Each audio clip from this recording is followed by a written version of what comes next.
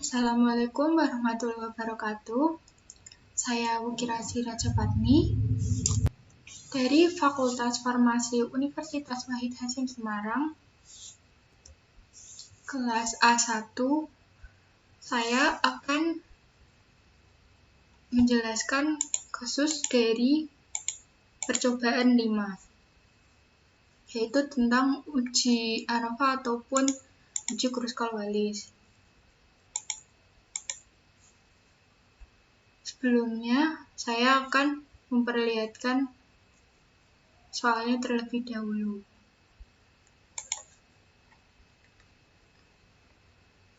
Untuk kasus P5 ini, kasusnya adalah seorang peneliti melakukan sebuah penelitian mengenai aktivitas antibakteri ekstrak etanol daun sawo atau EEDS terhadap bakteri Staphylococcus aureus. Nah, berikut data penelitian yang tersaji pada tabel di bawah ini. Sebagai berikut. Dan pertanyaannya, berdasarkan hasil penelitian tersebut, apakah ada perbedaan antara konsentrasi EEDS terhadap diameter daya hamba terhadap bakteri Staphylococcus aureus?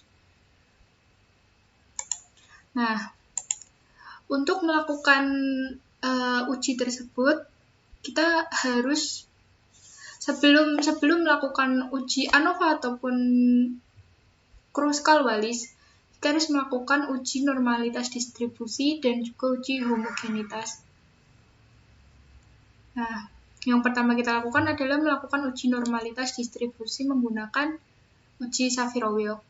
Yang pertama, kita masukkan di kolom name atau nama, sesuai dengan kasusnya tadi, soal tadi, EEDS1 dan labelnya diameter daya hambatnya 30%, 40%, dan seterusnya. Lalu desimalnya 2 karena 2 angka di belakang koma semua ya. Dan measure-nya scale. Kemudian kita beralih ke data view. Di data view saya sudah mengisikan menurut dengan tabel kasus. IEDS 30%, 2,67 sampai 2,42. Saya sudah mengisikannya. Kemudian langkah selanjutnya untuk melakukan uji normalitas distribusi Saviro-Wilk ini adalah dengan cara analis, kemudian deskriptif statistik, lalu yang explore. Sebelumnya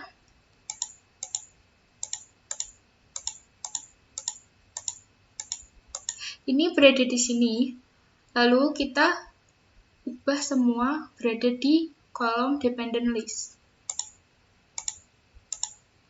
Satu per satu.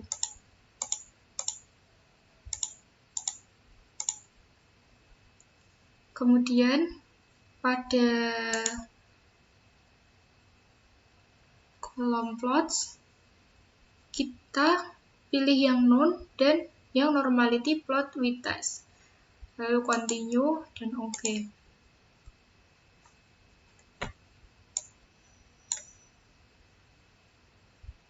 Kita tunggu hasilnya. Nah, ini hasilnya. Untuk case processing summary-nya. Dan ini deskriptifnya. Hasil dari tes normalitasnya kita bisa lihat di signifikannya.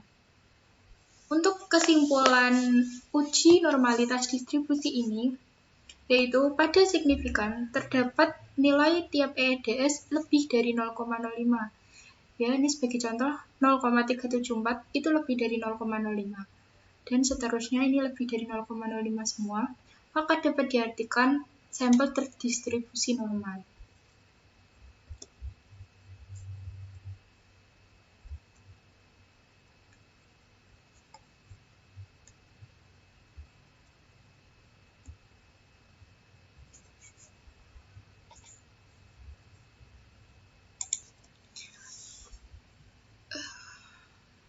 Selanjutnya kita akan melakukan uji homogenitas.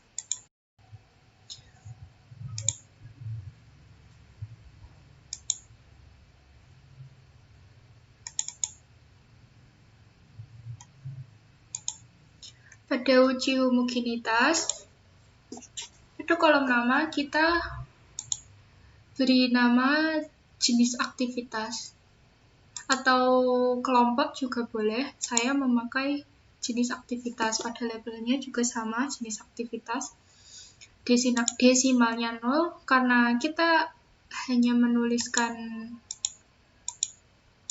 ini kodenya, 1 untuk EDS 30, 2 untuk EDS 40%, ya, melakukan pengkodean.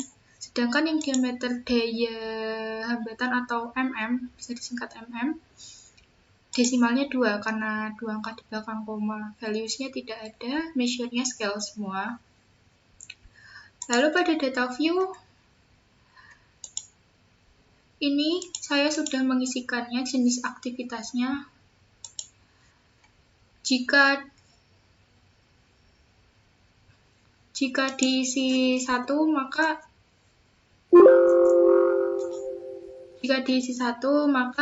akan terlihat pengkodeannya. 1 yaitu EDS 30%, 2 EDS 40%, dan seterusnya.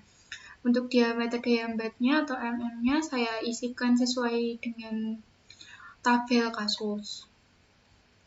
Setelah itu, langkah selanjutnya adalah lakukan uji homogenitas dengan cara klik Analyze yang pada Descriptive Statistic, lalu klik yang Explore. Kemudian pada diameter daya hambat dimasukkan ke kolom Dependent List, sedangkan yang jenis aktivitas dimasukkan ke Factor List. Lalu display-nya yang bold. Untuk pengaturan statistiknya, confidence interval for mean-nya harus 95%, lalu klik Continue. Dan pada pengaturan plots-nya, kita pilih yang non, deskripsinya tidak ada, dan yang power estimation pada spread vs level with 11 test. Lalu klik Continue dan OK. Tunggu hasilnya. Hasilnya sebagai ini ya, yang case processing summary-nya. Untuk deskriptifnya. Dan ini hasil dari tes homogenitasnya. Kita melihat pada kolom signifikannya ada yang pada baris based on mean, yaitu 0,040. Maka kesimpulan dari tes homogenitas ini adalah nilai dari uji homogenitas dapat diperhatikan pada signifikan di baris based on mean yang ini, yaitu 0,40 ya pada kasus ini, yang artinya kurang dari 0,05. Maka dari itu dapat disimpulkan bahwa sampel ini tidak homogen. Kesimpulan keseluruhannya, pada uji distribusi, normalitas distribusi itu memenuhi syarat, tapi sedangkan tes homogenitas itu tidak memenuhi syarat. Maka kita melakukan tes Kruskal-Wallis. Sedangkan untuk ANOVA, pada uji normalitas harus terpenuhi, syaratnya harus terdistribusi dan homogenitasnya juga harus homogen. Nah, langkah selanjutnya yang akan kita lakukan adalah melakukan uji Kruskal-Wallis.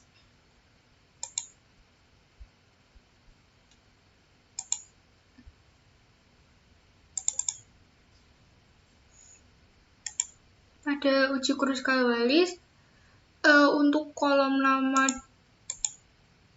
namanya sama seperti waktu melakukan uji homogenitas ya. Saya ganti yang kelompok, values-nya diisi sesuai pengkodean, 1 untuk EDS 30%, 2 untuk EDS 40%, dan seterusnya. Desimalnya tetap 0, yang kelompok, dan untuk yang diameter daya hambatan atau mm, untuk diameter daya hambatannya desimalnya 2 karena 2 angka di belakang koma. Measure-nya sama, scale semua. Dan pada data view juga sama, kelompoknya 1 untuk EDS 30%, ya, dan diameter daya hambatannya saya isi sesuai dengan tabel kasus. Lalu langkah selanjutnya, langkah selanjutnya adalah klik analyze. Pada deskriptif statistik tekan yang explore.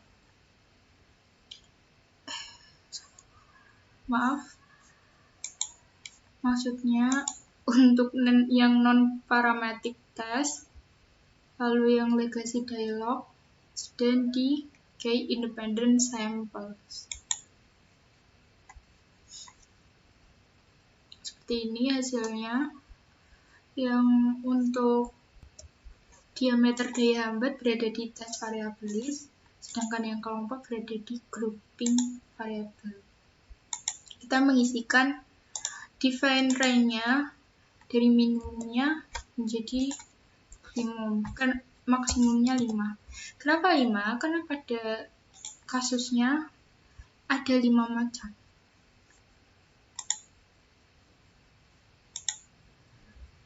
Kemudian klik continue. Dan pada test type-nya Kruskal-Wallis. Lalu klik OK. Nah, hasilnya seperti ini. Yang perlu diperhatikan adalah nilai pada asim signifikansi. Pada asim signifikansi berjumlah 0,000 atau kurang dari 0,05, maka kesimpulannya adalah terdapat perbedaan antara dua variabel. Ya, untuk range-nya sebagai berikut.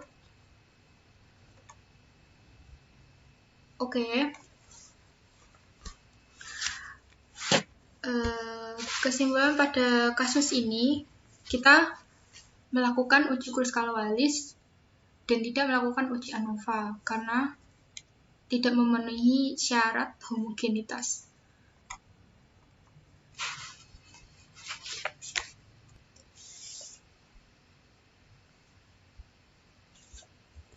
Dan